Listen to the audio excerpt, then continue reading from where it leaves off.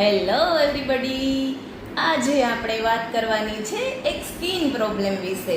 સામાન્ય રીતે 3 થી 16 વર્ષના બાળકોમાં ફેસ પર, નેક પર અથવા તો હાથ પર આછા વ્હાઇટ કલરના નાના નાના ઓવલ શેપના પેચ થાય છે અને તેમાં સામાન્ય રીતે ખંજવાળ બિલકુલ આવતી નથી.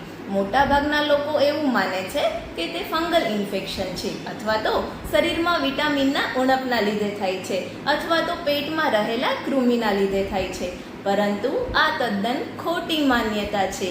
આ નાના નાના વ્હાઇટ ગોળાકાર પેચને પિટ્રિયાસિસ આલ્બા કહેવામાં આવે છે અને તે સામાન્ય રીતે ડ્રાય સ્કિનના લીધે તેમજ લાંબા સમય સુધી સન એક્સપોઝરના લીધે થાય છે. પિટ્રિયાસિસ આલ્બામાં ખાસ કોઈ ટ્રીટમેન્ટની જરૂર રહેતી નથી. ઉંમર વધતાની સાથે તે આપોઆપ હીલ થઈ જાય છે. ડ્રાય સ્કિન માટે તમે દિવસમાં 2 વાર મોઇશ્ચરાઇઝરનો ઉપયોગ કરી શકો છો અને લાંબા સમય માટે સન એક્સપોઝર ટાળવું જોઈએ.